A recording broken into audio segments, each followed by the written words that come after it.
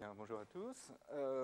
Dans cette deuxième cours, je vous propose d'approfondir deux aspects des langages de programmation que Gérard Berry a esquissé, a évoqué, la compilation et le typage, donc les systèmes de type. Alors, le point de départ de cet exposé, c'est une question très légitime. Une fois un programme écrit, comment s'y prend-on pour le faire exécuter par l'ordinateur?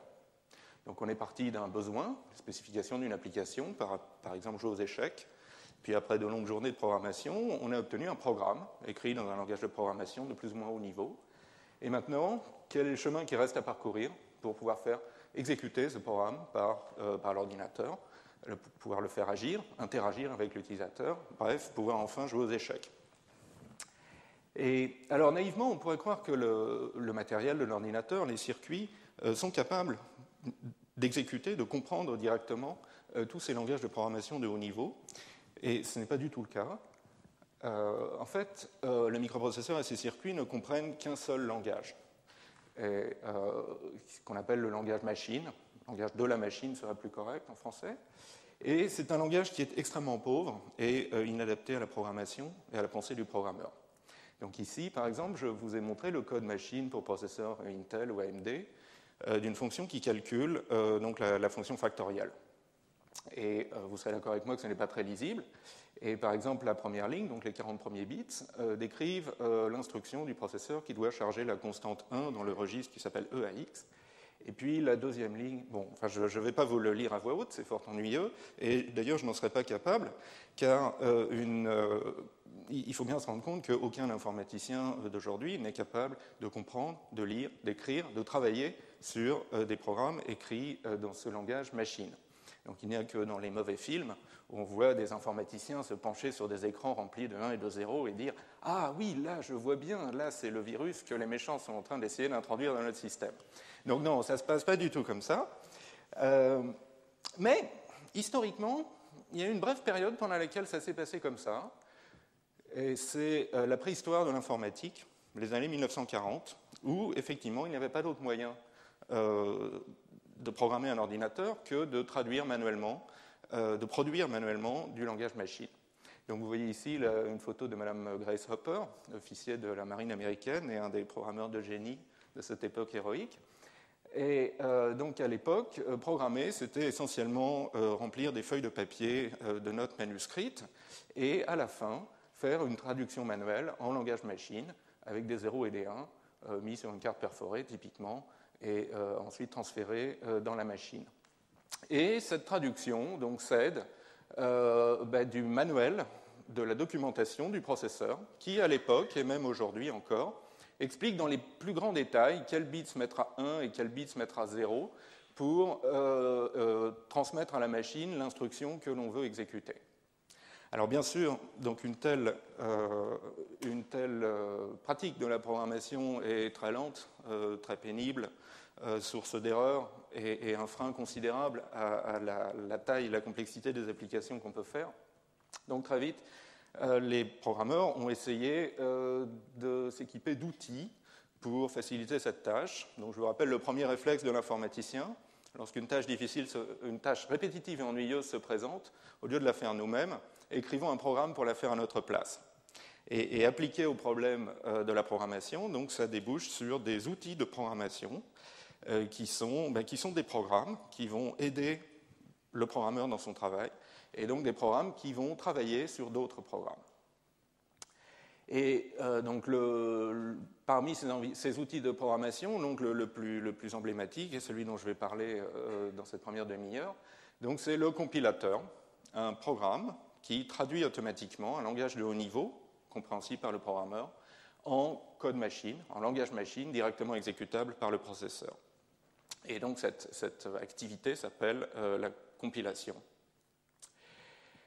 Alors la première étape historique, la première apparition, disons, d'une forme de compilation, c'est ce que j'appellerais l'Antiquité, donc aux alentours de 1950, et le langage dit assembleur.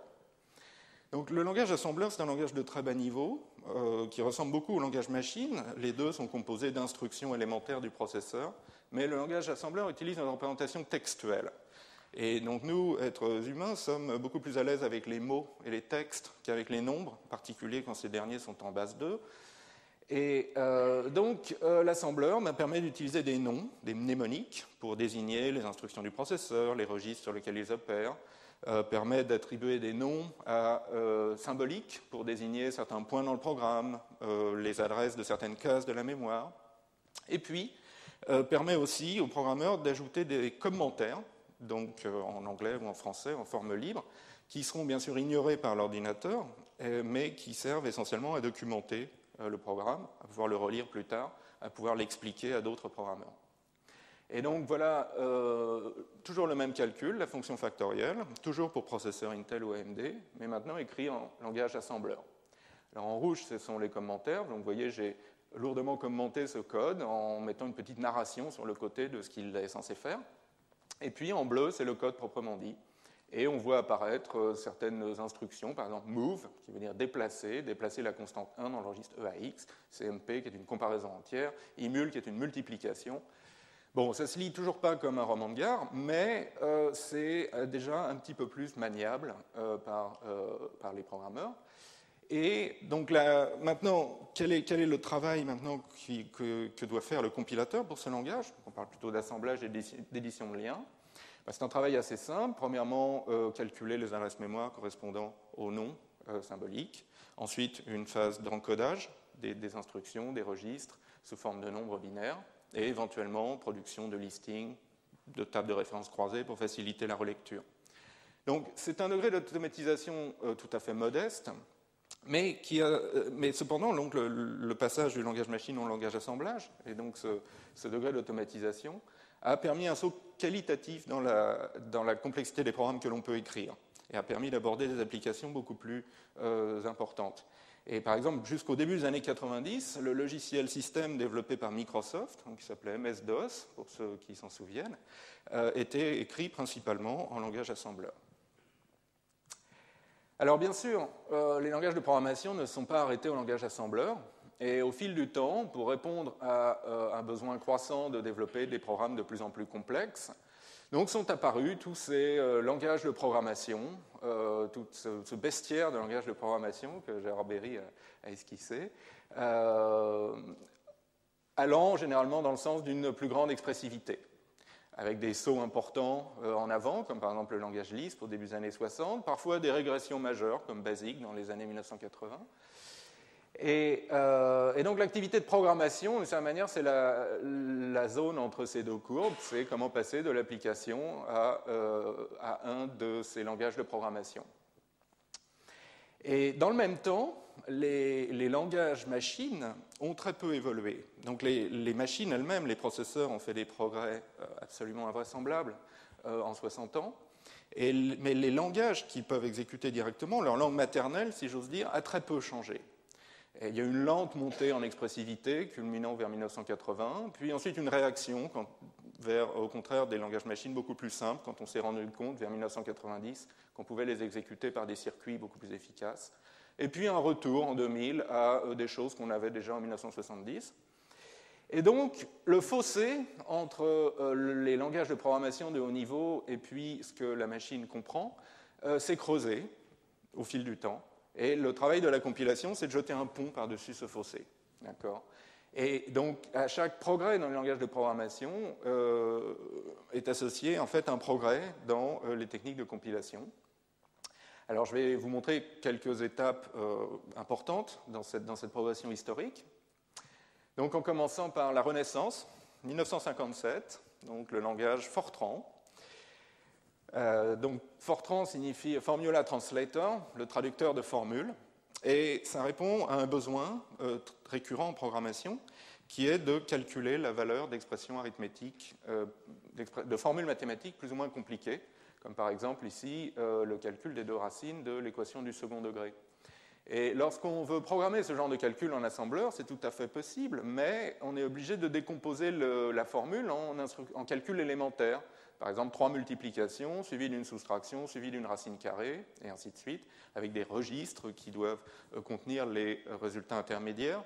Et c'est relativement facile à écrire, c'est très difficile à relire, et très verbeux dans l'ensemble. Donc la grande innovation du langage Fortran, c'est de permettre d'écrire des expressions arithmétiques qui sont un peu moins jolies que la notation mathématique, mais restent relativement lisibles quand on sait par exemple que SQRT signifie square root, donc la racine carrée. Donc là, on retrouve à peu près la formule mathématique du haut. Donc, net progrès pour la programmation de calcul en particulier, calcul scientifique, mais nouveau problème de compilation. Comment est-ce qu'on produit du code machine à partir d'un langage avec des expressions arithmétiques comme Fortran? Alors, donc ça, c'est un algorithme que je vais vous présenter de manière un petit peu détaillée parce qu'il est assez représentatif de ce que fait un compilateur. Donc, c'est un algorithme à deux entrées. Petit e, qui est une expression arithmétique, celle qu'on veut compiler, représentée par un arbre de syntaxe abstraite, et petit i, qui désigne un des registres du processeur.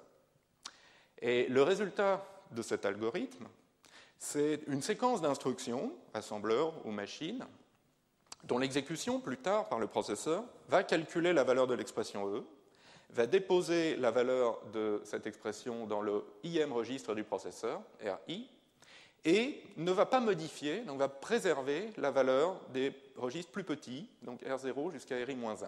On va voir pourquoi c'est important par la suite. Alors c'est un algorithme qui est, comme beaucoup d'algorithmes en compilation, naturellement récursif, donc qui procède par récursion et par analyse de cas sur la forme de l'expression. Il y a un cas de base simple, qui est l'expression triviale réduite à une constante, 1, 2, 3. À ce moment-là, compiler cette constante, c'est juste émettre l'instruction qui va charger la constante dans le registre indiqué, RI. Et de même, il y a un deuxième cas de base, si on a juste une expression réduite à une variable, x, y, z, on va émettre une instruction qui charge le contenu de la case mémoire correspondante dans le registre numéro i. Donc le cas intéressant, c'est quand on a une expression composée, par exemple E1 plus E2, où E1 et E2 sont deux sous-expressions. Et le code produit pour cette expression composée, il se compose d'abord du code pour la première sous-expression, E1, obtenu par appel récursif à l'algorithme de compilation. Donc ça nous produit du code qui va calculer E1. Et arrivé à ce point du programme, arrivé à ce premier point virgule, on sait qu'à l'exécution, RI contiendra la valeur de E1.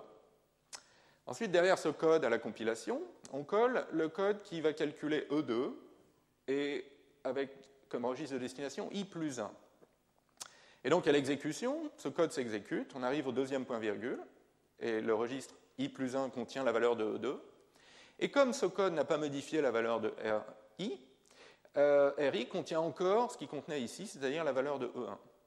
Et maintenant, c'est facile de finir le calcul. Il suffit d'engendrer une instruction d'addition qui, plus tard, va donc additionner les valeurs de RI, RI plus 1, laisser le résultat dans RI, et là, le contrat est rempli. RI contient la valeur de l'expression E1 plus E2. Voilà. Donc ça peut sembler un petit peu mystérieux, surtout si c'est le premier algorithme récursif que vous voyez en détail, mais ça marche. Si on lui donne en entrée, par exemple, cette expression E, représentée par son arbre, donc A plus B plus C plus D plus E, et qu'on fait tourner l'algorithme à la main ou dans un compilateur, on obtient bien un code correct en sortie qui charge les valeurs des 5 variables A à E, et puis fait les 4 additions qui vont bien pour calculer le résultat. Donc c'est bien, mais ce n'est pas encore parfait parce que ce code utilise beaucoup de registres temporaires. On a eu besoin de 5 registres différents. Et les registres d'un processeur, c'est une ressource extrêmement précieuse. Un processeur Intel, comme vous avez dans votre PC à la maison, n'a que 6 registres disponibles pour évaluer des expressions, par exemple. Alors essayons de faire un peu mieux. Comment maintenant compiler en économisant les registres?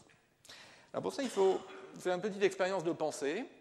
Donc supposons qu'on sache calculer une expression E1 en utilisant n registres et une expression E2 en utilisant n registres. Et maintenant, qu'est-ce qu'on peut faire pour calculer E1 plus E2? On a essentiellement deux choix. Soit on commence par calculer E1, et ensuite on calcule E2, en bloquant un registre pour contenir la valeur de E1 pendant ce calcul de E2, et puis on finit par une addition.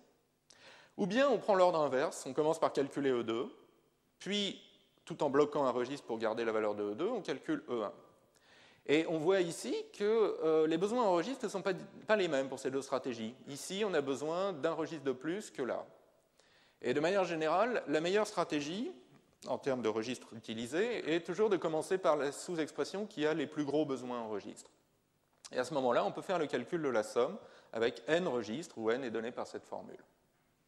Et donc ça débouche naturellement sur un meilleur algorithme de compilation de l'expression arithmétique, qui est en deux phases. Donc la première phase ne va pas produire de code, elle va se contenter d'annoter l'expression à compiler, et chacune de ces sous-expressions, par le nombre minimal de registres nécessaires. Donc aux feuilles, un seul registre suffit, et ensuite on peut remonter, propager au nœud de cet arbre, en utilisant la formule du transparent précédent.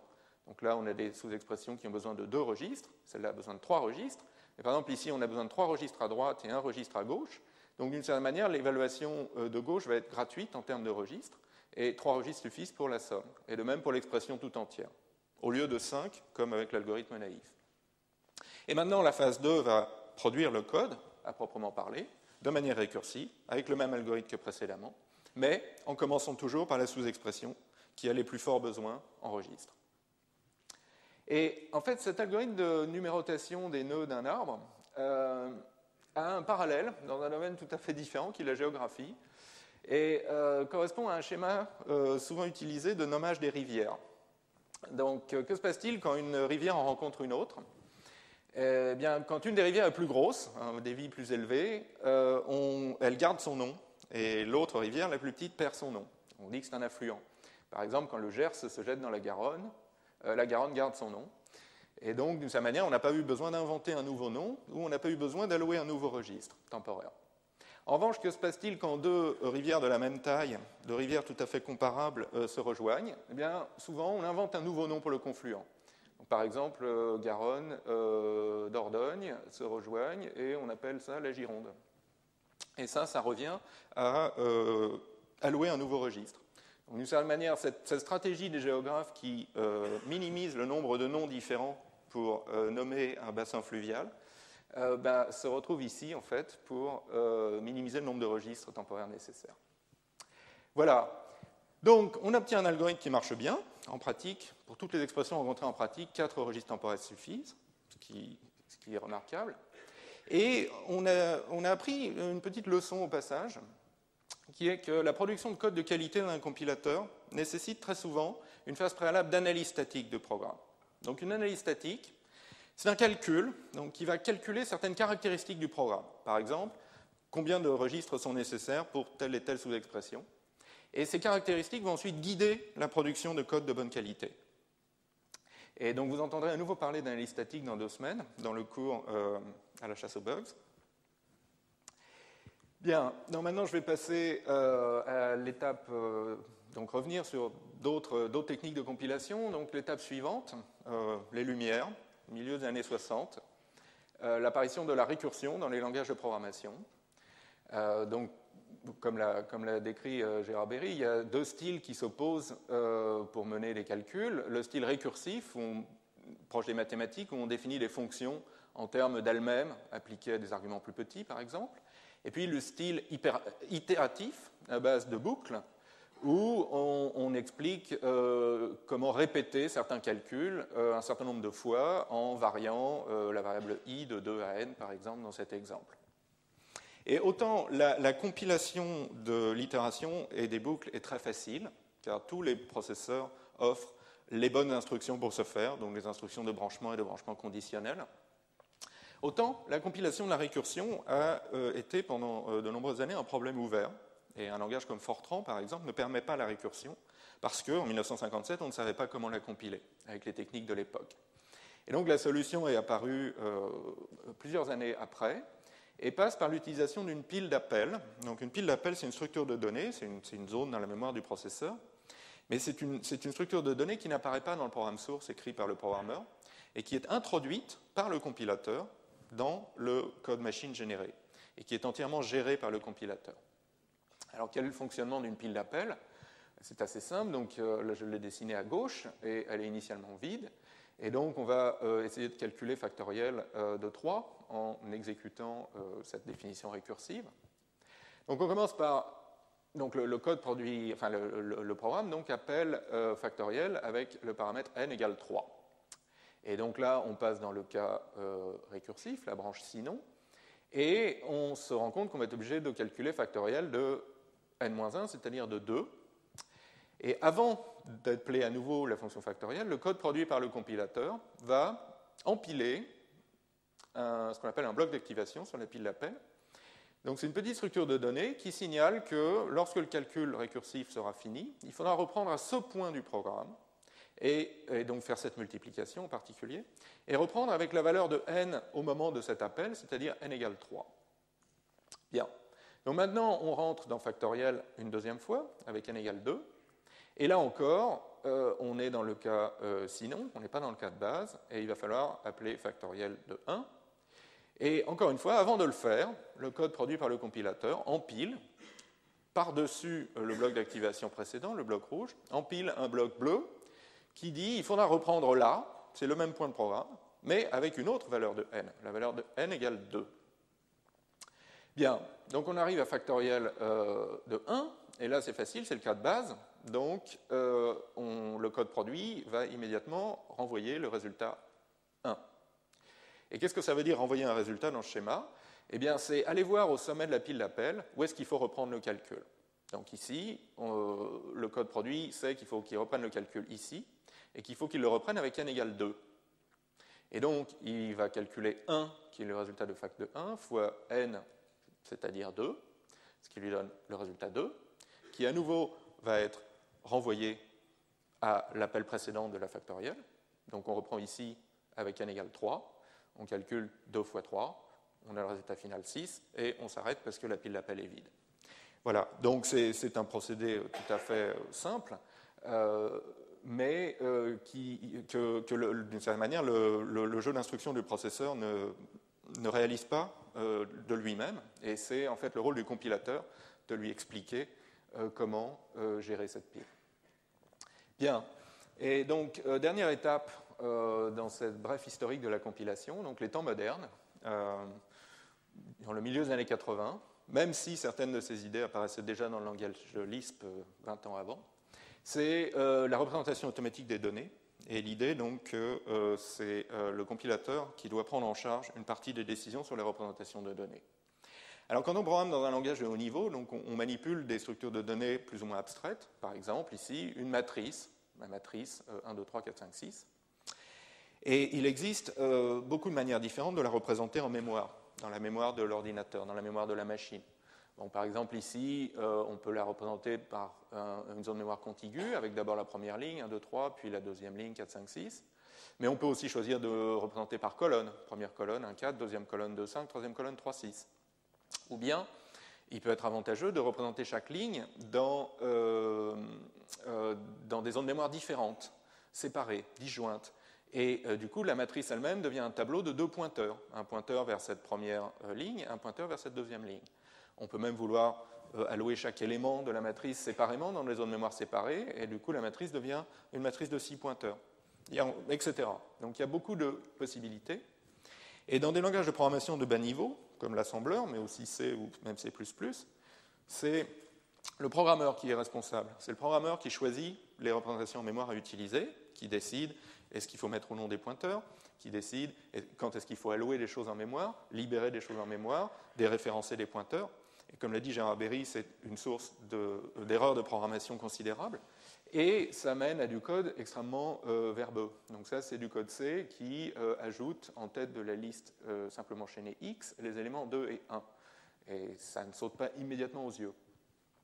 Donc dans les langages de haut niveau, comme Lisp, ou les langages fonctionnels, ou les langages de script également, qui se sont répandus à la fin des années 80, en fait, toutes ces décisions sur la représentation des données sont laissées au système, sont laissées au compilateur.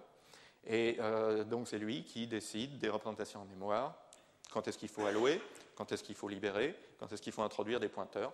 Et du coup, le programmeur peut écrire, par exemple ici en camel, ça c'est une expression qui dit prendre la liste X, ajouter 2 en tête, puis ajouter 1 à cette liste.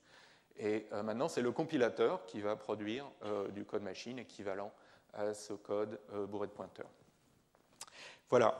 Donc je vais m'arrêter là sur les principales étapes, disons, de la génération de code. Et j'aimerais maintenant vous dire quelques mots sur l'optimisation de code. Donc, non seulement le compilateur traduit un langage de haut niveau en code machine, mais la plupart du temps, il effectue également ce qui s'appelle des phases d'optimisation, c'est-à-dire essayer d'améliorer la qualité du code produit. Alors, améliorer, ça peut être par exemple accélérer les calculs, produire du code qui s'exécute plus vite, d'abord en éliminant des inefficacités que le programmeur a pu laisser dans son programme, des calculs redondants par exemple, mais aussi en tirant meilleure partie des possibilités offertes par le processeur. Donc, si vous vous souvenez du cours de la semaine dernière sur les circuits, il y a des mécanismes subtils dans les processeurs comme les pipelines, les registres, les caches sur la mémoire. Et certains de ces mécanismes, s'ils sont bien exploités par le code machine qu'on donne à exécuter au processeur, permettent d'aller plus vite, par exemple en exécutant en parallèle plusieurs opérations élémentaires. Alors, on peut aussi vouloir réduire la taille du code machine produit. C'est important pour des systèmes comme les cartes à puce que vous avez sur vos cartes bancaires ou votre passe Navigo et autres tout petits systèmes embarqués, parce que dans ces systèmes, on a peu de mémoire pour stocker le programme. Autre motivation possible pour optimiser, réduire la consommation électrique du programme. Et parfois, en produisant du code qui va un peu moins vite, on peut économiser beaucoup d'énergie, comme lever le pied dans une voiture. Et ça, c'est important pour tous les appareils qui utilisent des batteries, téléphones mobiles, baladeurs MP3. Voilà. Et donc, eh bien, il y a des dizaines, des centaines d'optimisations connues, donc qui, en fait, c'est essentiellement des manières de réécrire le programme pour qu'il fasse la même chose, mais de manière plus efficace. Donc, il y a des dizaines, voire sans doute quelques centaines d'optimisations connues qui améliorent certains types de programmes vis-à-vis de certains de ces critères. Alors, donc, je ne vais pas vous faire un catalogue exhaustif, mais je voudrais juste vous montrer certaines de ces optimisations à l'œuvre sur un petit calcul numérique simple. Donc, c'est le calcul du produit scalaire de deux vecteurs A et B de taille n, donc là exprimé dans le langage C. Et on voit un petit peu mieux ce que ça fait si on dessine le circuit correspondant d'une certaine manière. Donc, on a nos deux vecteurs A et B, et on fait le produit 2 à 2 de leurs éléments, et on additionne les produits ainsi obtenus. Et ça, c'est bien le produit scalaire des deux vecteurs A et B, comme on l'a appris au lycée. Alors, typiquement, qu'est-ce qu'un compilateur moderne de bonne qualité peut faire avec ce code? En général, il va commencer par un passage dans un code intermédiaire qui ne va rien changer aux performances, mais rend explicite certains calculs qui n'étaient pas bien complètement visibles dans le code d'origine. Donc ici, essentiellement, on rend explicite les deux accès mémoire qui sont nécessaires pour accéder aux IM éléments du tableau A et du tableau B. Alors le A plus I fois 8, c'est un calcul d'adresse, et en mémoire, le fois 8, c'est parce que chaque élément du tableau étant un flottant double précision occupe 8 octets, donc ce genre de détails inintéressants que les compilateurs maîtrisent mieux que les humains. Deuxième étape, justement, ces calculs d'adresse, donc essentiellement, on est en train de calculer la suite A plus I fois 8, où I varie de 0, 1, 2, 3 jusqu'à n-1. Et ça, le compilateur peut facilement se rendre compte que ça revient à calculer la suite A plus 8, A plus 16, A plus 24, c'est-à-dire simplement à ajouter 8 à chaque tour. D'accord ? Et de même pour B. Donc, eh bien, voilà une première transformation du programme. Donc en rouge, c'est ce qui a changé. Et on voit que les deux multiplications entières, I fois 8, ont disparu. Et c'est bien, qui dit moins d'opérations, dit du code qui peut aller plus vite. Deuxième étape, le compilateur peut choisir de dérouler la boucle. Donc dans le premier cas, supposons que vous ayez une boucle à 99 itérations. D'accord ? À la fin de chaque itération, le code produit se demande est-ce que j'ai fini ou est-ce qu'il me reste encore une itération? Donc il fait 99 tests. Et on peut choisir d'exécuter les itérations 2 par 2. Donc d'abord l'itération 0 et 1, puis 2 et 3, puis 98 et 99. Oui, non, là, excusez-moi, je me suis un petit peu trompé. En fait, donc on peut le faire 2 à 2, et du coup, on va tester 2 fois moins souvent, on va se poser 2 fois moins souvent la question est-ce que j'ai fini? Alors bien sûr, si le nombre d'itérations est impair, ce qui n'est pas le cas ici, il y a un cas particulier pour la dernière itération. Donc ça va aller encore un petit peu plus vite. Et puis maintenant, on peut faire des optimisations plus ambitieuses. Donc le réordonnancement des instructions. Et donc ça, c'est comment mieux exploiter le parallélisme offert par le processeur. Donc le compilateur peut, d'une certaine manière, analyser le code intermédiaire et voir comment le processeur va se comporter lorsqu'il l'exécute. et en particulier vis-à-vis des mécanismes de pipeline. Donc, on voit donc, dans le code d'origine, le compilateur voit que on commence par deux accès mémoire qui peuvent s'exécuter en parallèle parce qu'ils ne dépendent pas l'un de l'autre.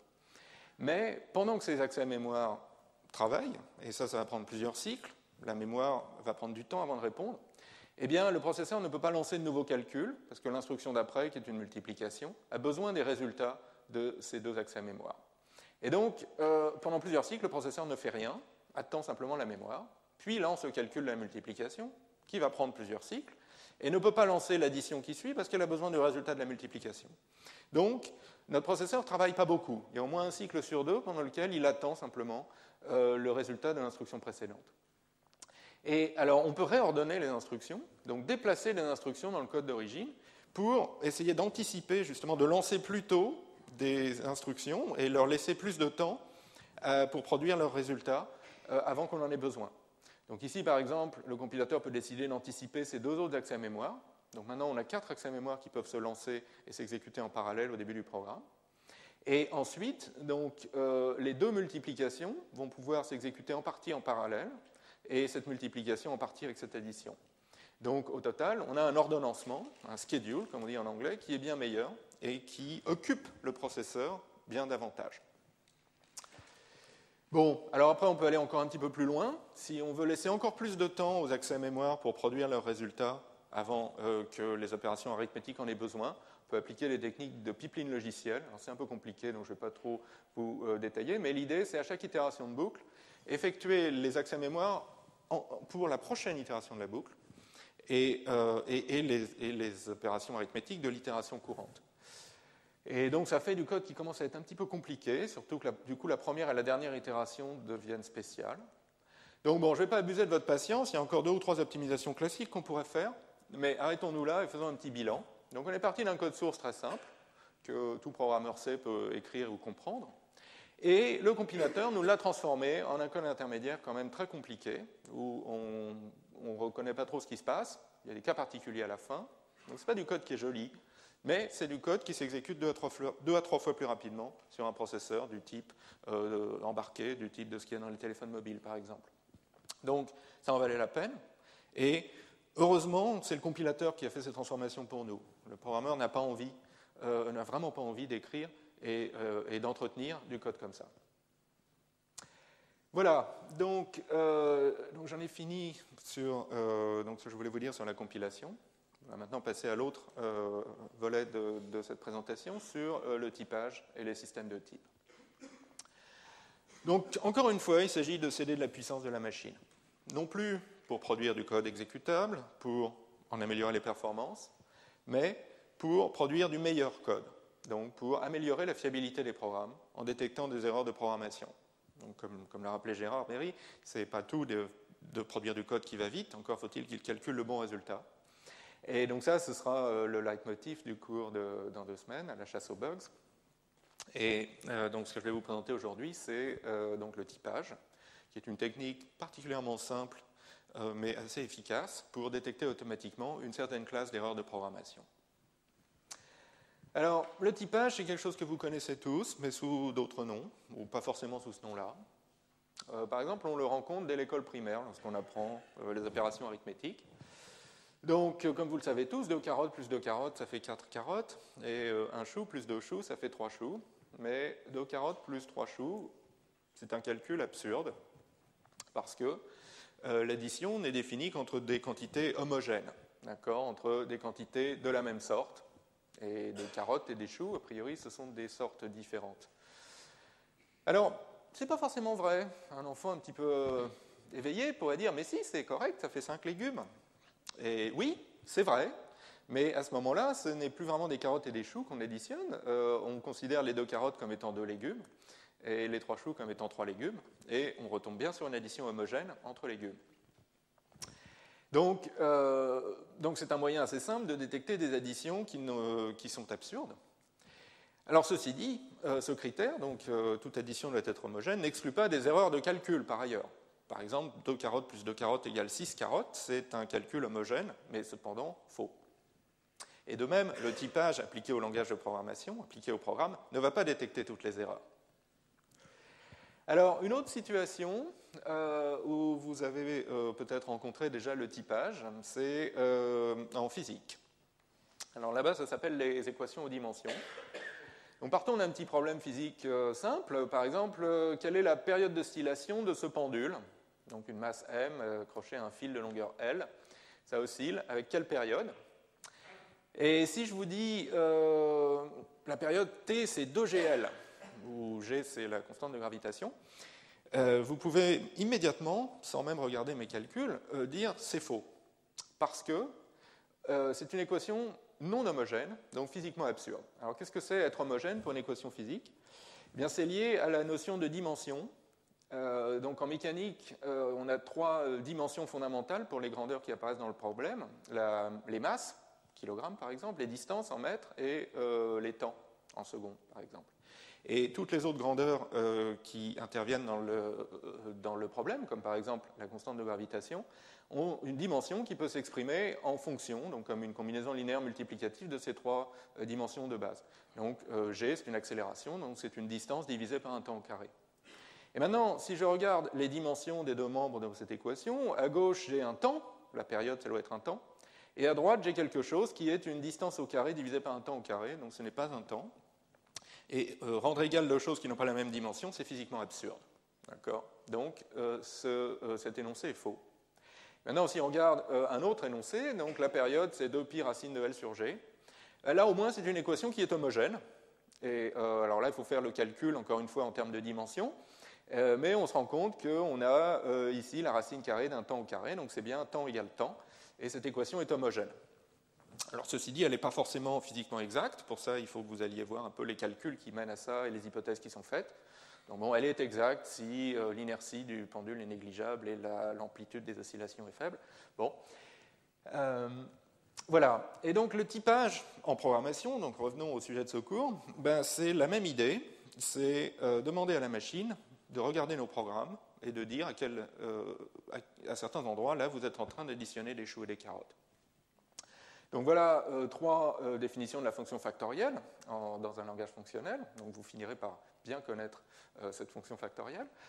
Le deuxième, c'est une définition qui est mal typée parce que le programmeur, pris d'un accès de fatigue, a écrit n moins une chaîne de caractères totaux, où n est par ailleurs un nombre entier. Et ça, c'est un calcul absurde. La soustraction n'est pas définie entre un entier et une chaîne de caractères. Donc ça, c'est un programme qui va être rejeté par typage.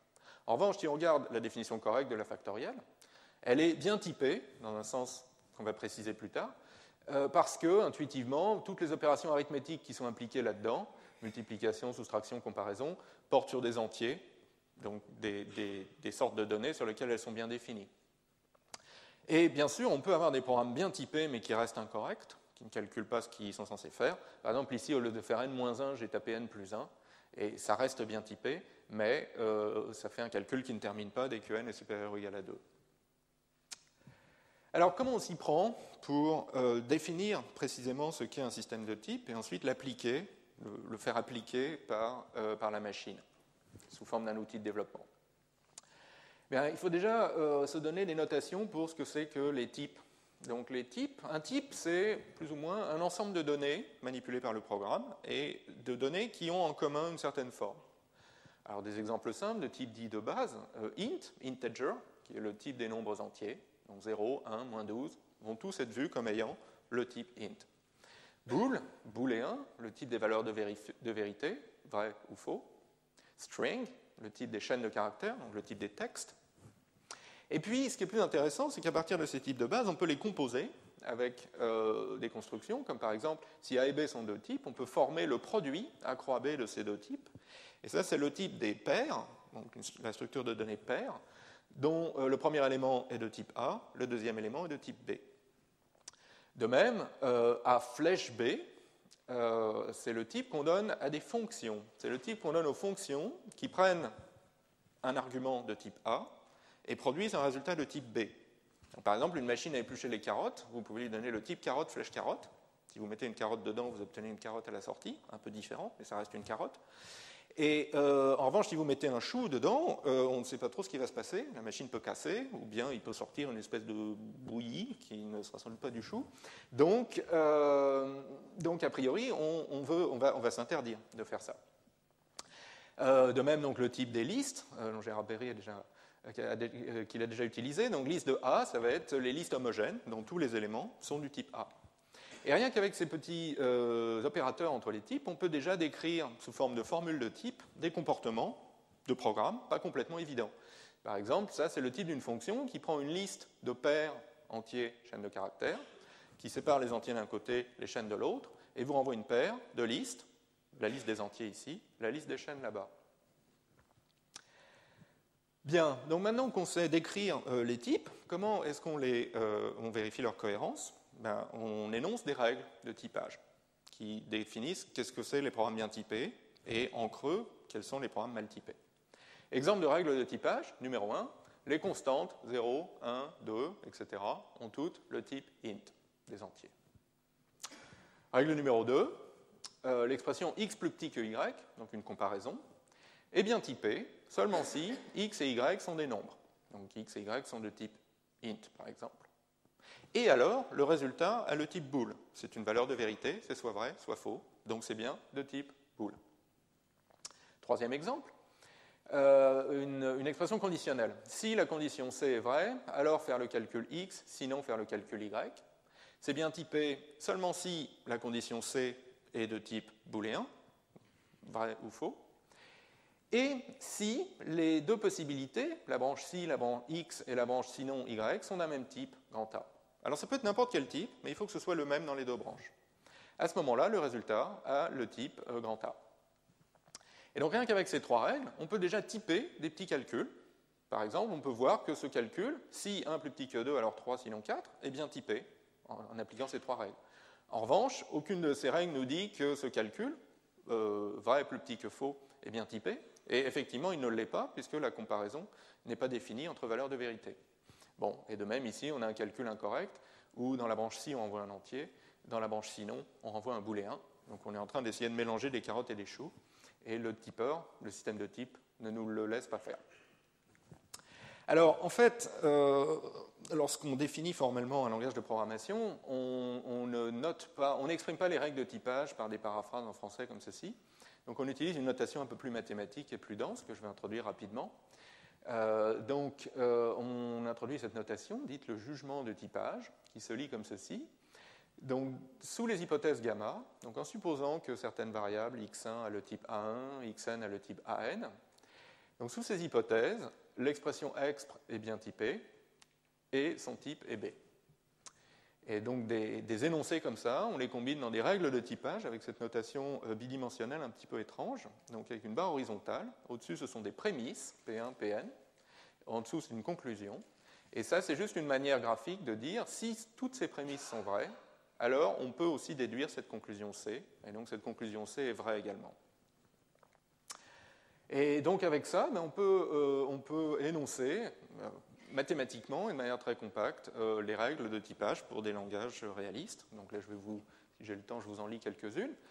Ici, en haut à gauche, on est en train de dire que sous aucune condition, donc sans hypothèse, et on peut, la constante 0 est toujours du type int, du type des entiers.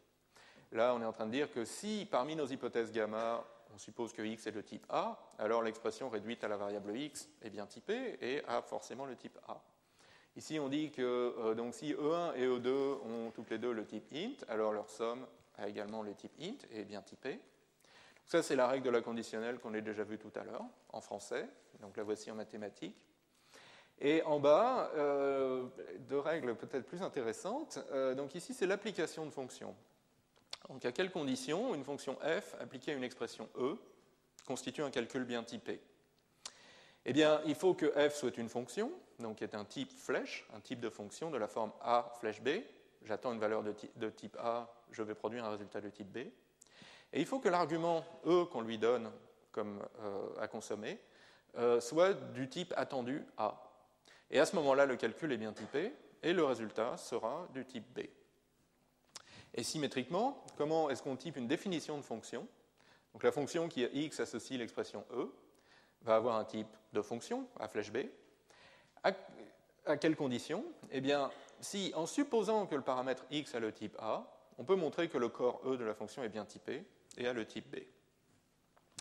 Donc, bon, je ne vais pas approfondir là-dessus, simplement dire que en 4 ou 5 planches, comme ça, on arrive à définir les systèmes de type pour des langages de programmation réalistes. Et ça marche, bon là je vous l'ai montré pour des langages fonctionnels, mais comme l'a dit Gérard Berry, ça marche aussi très bien pour d'autres sortes de langages, en particulier les langages impératifs ou à objets. Alors, qu'est-ce qu'on fait maintenant, une fois qu'on a bien défini un système de type? Qu'est-ce qu'on va en faire? En particulier, comment on va l'intégrer dans un outil de développement comme un compilateur? Il y a deux approches possibles. Donc, le typage dynamique, où la vérification de type va avoir lieu pendant l'exécution. Donc, le code machine exécuté, avant chaque opération, va vérifier les types de ses arguments et arrêter le programme immédiatement si une erreur de type est détectée. Alors, c'est mieux que pas de typage du tout. Alors oui, analogie, c'est comme si votre machine a épluché les carottes, avait une espèce de détecteur à l'entrée qui, dès qu'on lui donne autre chose qu'une carotte, coupe le courant de la machine. Donc au moins, on est sûr que rien d'autre, qu'on ne va pas faire passer un chou dans la machine. Et ça, c'est important. Donc on sait comme ça que le programme ne va pas continuer avec des données mal formées. Et c'est important pour la sécurité informatique. Par exemple, beaucoup de virus ou d'autres logiciels malfaisants s'introduisent dans les ordinateurs en exploitant des failles de typage dans certains programmes et en exploitant le fait donc, que ces programmes ne vont pas planter quand ils vont faire une opération mal typée, mais en fait vont continuer et faire des choses pas prévues initialement. Donc c'est ça une forme d'attaque de sécurité assez répandue. Donc il vaut quand même mieux s'arrêter tout de suite. Mais ça peut quand même mener à des catastrophes. Si vous êtes dans un Airbus et en plein vol et que les codes des commandes de vol électrique détectent une erreur de typage et décident d'arrêter les commandes de vol, eh bien, c'est quand même une catastrophe aérienne.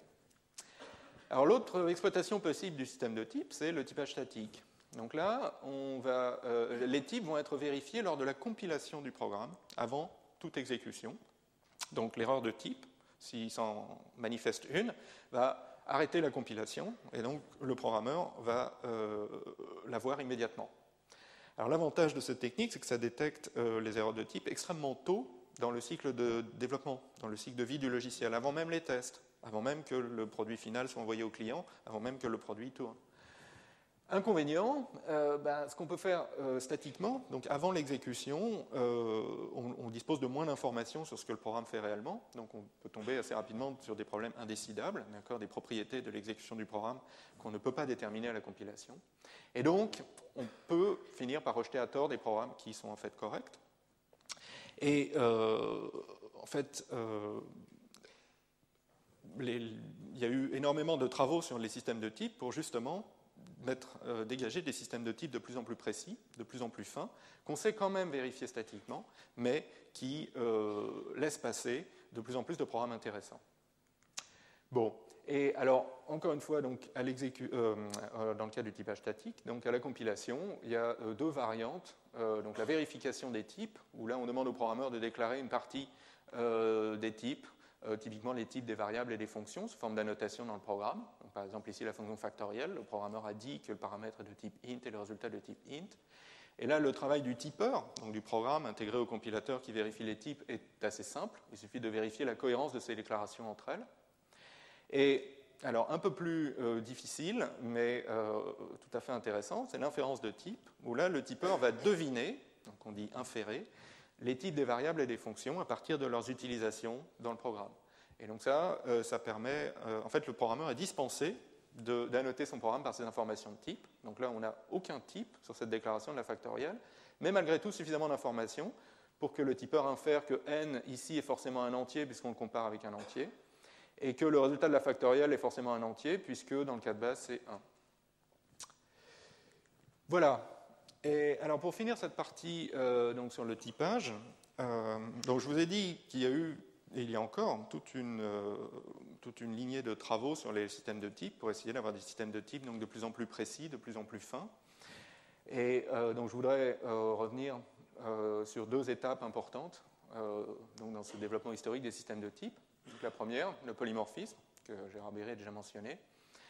Alors je vais prendre un exemple un petit peu différent du sien. une fonction qui trie une liste d'éléments. Donc, a priori, ça va prendre son type, ça va prendre une liste d'éléments d'un certain type A, ça va les réordonner par ordre croissant et renvoyer la liste des résultats qui va être également une liste d'éléments de type A. Alors, si le système de type est simple, on parle de typage monomorphe, eh bien, on est obligé de spécialiser la fonction à un seul type de liste. Par exemple, cette déclaration ici nous oblige à dire que cette fonction de tri prend une liste d'entiers et rend une liste d'entiers. Maintenant, si dans le même programme, j'ai besoin de trier non seulement des listes d'entiers, mais aussi des listes de chaînes de caractères, par exemple, eh bien, je suis obligé de dupliquer le code de cette fonction de tri. Donc, je dois en écrire une autre qui diffère que par ses types. D'accord ? A priori, l'algorithme qui est ici et qui peut être assez complexe va être exactement le même que celui qui est avant. Donc ça, c'est un cas de coupé-collé, d'accord, de copier-coller plutôt. Donc c'est de la duplication de code et c'est très mauvais d'un point de vue de génie logiciel. On ne veut surtout pas faire ça. Et là, d'une certaine manière, le typage simple nous force à le faire. Donc c'est très ennuyeux. L'idée du typage polymorphe, c'est qu'en fait, une fonction comme cette fonction de tri peut recevoir non pas un type simple comme ceci, mais en fait un schéma de type, une famille de types, décrite par une petite formule logique comme ceci. Donc la fonction de tri a pour type, donc pour tous les types d'éléments grand A, elle prend une liste d'éléments de type A et rend une liste d'éléments du même type, grand A. Et donc une fois qu'on a attribué ce type à la fonction de tri, le reste du programme peut l'utiliser avec plusieurs choix différents du paramètre grand A. Par exemple ici, grand A égale int, ce qui nous donne une fonction de tri adaptée aux listes d'entiers. Ici, grand A égale string, ce qui nous donne une fonction de tri adaptée aux listes de chaînes de caractères. Voilà, donc d'une certaine manière, le typage polymorphe, ça permet la réutilisation du code dans différents contextes, et ça évite la duplication de code, ce qui est très bénéfique dans les deux cas. Et donc, autre étape majeure dans les systèmes de type, c'est la notion duale du polymorphisme, l'abstraction de type. Donc là où, d'une certaine manière, le polymorphisme, ça revenait à introduire et à exploiter des types de la forme pour tout x quelque chose, l'abstraction de type, ça revient à introduire et à exploiter des types de la forme. Il existe un type x tel que quelque chose. Et ça, c'est utile typiquement lorsqu'on veut décrire les interfaces, les API pour des composants logiciels réutilisables. Et on veut d'une certaine manière faire ce qu'on appelle une barrière d'abstraction, donc d'une certaine manière délimiter clairement la frontière entre ce composant et le reste du programme. Et qu'est-ce que le reste du programme peut supposer sur le composant et réciproquement. Donc prenons un exemple très simple de composant logiciel qui fournit la structure de données ensemble fini d'entiers. Donc ça, alors on peut voir ça sous plusieurs formes. Si c'est un circuit, il aura un certain nombre de fils. Si c'est un programme fonctionnel, ce sera par exemple un NUPLAY de plusieurs valeurs. Donc l'une, une constante qui représente l'ensemble vide. L'autre, une fonction qui réalise le test d'appartenance à l'ensemble. Une troisième qui est la fonction qui ajoute un élément à l'ensemble, et ainsi de suite. Et donc, on peut vouloir lui donner un type de cette forme. Il existe un type ensemble tel que ces trois composants ont les types marqués ici. Et ça, c'est un moyen pour cacher la représentation concrète des ensembles. À l'intérieur du composant, il y a plusieurs représentations possibles pour les ensembles, une liste triée, un arbre binaire de recherche, un vecteur de bits, etc. Mais grâce à cette quantification, il existe un type des ensembles. On a caché cette représentation au reste du programme. Et d'une certaine manière, pour le reste du programme, le type ensemble se compose comme un nouveau type de base. C'est comme les entiers ou les chaînes de caractères. Et ça ne peut pas être confondu avec aucun autre type. Et donc l'intérêt de faire ça, c'est que du coup, il est beaucoup plus facile de changer a posteriori la représentation des ensembles, passer d'une représentation inefficace à une représentation plus efficace, ou même changer le fournisseur du composant, d'accord, acheter une nouvelle version de ce composant à un autre programmeur. Et grâce à cette quantification existentielle, on obtient des garanties assez fortes sur le fait qu'on ne va pas casser le reste du programme. En particulier, on ne va pas introduire d'erreur de typage dans le reste du programme. Et ça, c'est une propriété précieuse. Généralement, quand on change quelque chose dans un programme, un gros programme, une question difficile, c'est de savoir quelle va être l'ampleur des modifications quel est l'impact de cette modification sur le reste du programme, comment les délimiter. Et donc, on peut s'aider de la puissance d'un système de type pour faire ça. Bien, donc j'en ai fini essentiellement avec ce que je voulais vous présenter aujourd'hui. En guise de conclusion, donc juste quelques mots sur les liens cachés entre typage et logique mathématique. En fait, les principaux concepts des systèmes de type ont été introduits bien avant l'informatique, en fait, bien avant qu'il existe des ordinateurs, bien avant les premiers langages de programmation, dans le contexte de la logique mathématique, commençant à la fin du XIXe siècle, et une branche de la logique qui s'appelle la logique constructive ou logique intuitionniste. Et en fait, il y a un parallèle assez frappant entre, par exemple, les expressions de type qu'on a introduites pour décrire les types de données manipulées par un programme, et des propositions dans une logique. En particulier, donc, le type produit, le type des paires, ça peut tout à fait être vu comme la conjonction de deux propositions, A et B. De même, le type d'une fonction, A flèche B, se comporte, par de nombreux aspects, comme une implication logique, A implique B.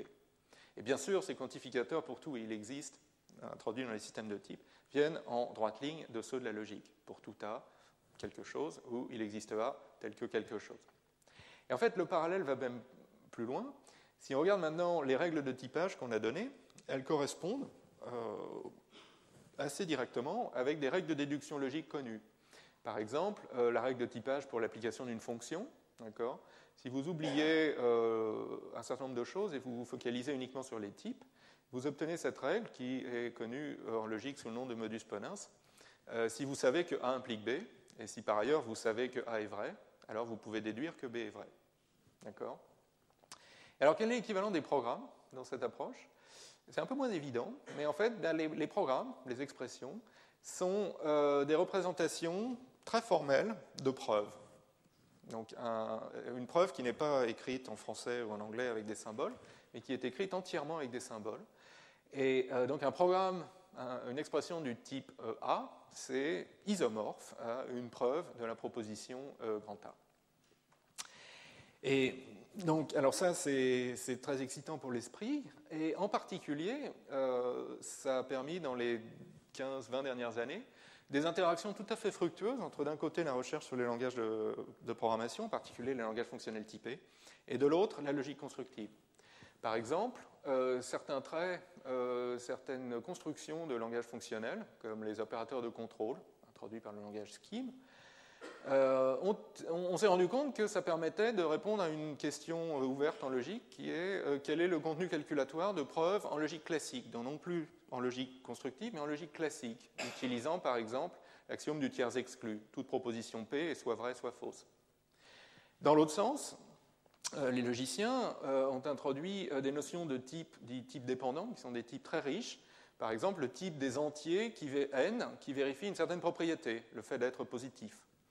Et ça inspire maintenant les gens qui font des langages fonctionnels typés. Donc ça ouvre des directions pour mieux combiner typage statique et preuve de programme, donc en intégrant dans les types certains énoncés logiques. Et même au niveau de la compilation, on voit apparaître dans les travaux récents des interactions intéressantes entre compilation et preuve de programme, en particulier preuve sur machine, quelque chose dont vous entendrez parler dans 2 semaines. Par exemple, la question du compilateur certifiant. Étant donné non seulement un programme source, mais aussi une preuve formelle qu'il est correct, qu'il satisfait sa spécification, est-ce qu'on peut faire un compilateur qui va produire non seulement du code machine exécutable, mais aussi une preuve que ce code est correct. Donc c'est la manière un compilateur qui compile en même temps le programme source et sa preuve. Autre question reliée, celle du compilateur vérifié. Donc peut-on prouver qu'un compilateur préserve la correction des programmes qu'on lui donne à compiler ? En ce sens que toute propriété vraie du programme source va être automatiquement vraie du code machine produit. Donc est-ce qu'on peut prouver que le compilateur n'introduit pas lui-même de bugs ? Et donc tout ça sont des sujets de recherche encore très actifs et très excitants. Et donc je conclurai en paraphrasant une citation célèbre de Pasteur. Un peu de programmation éloigne de la logique mathématique, mais beaucoup de programmation ira belle. Je vous remercie.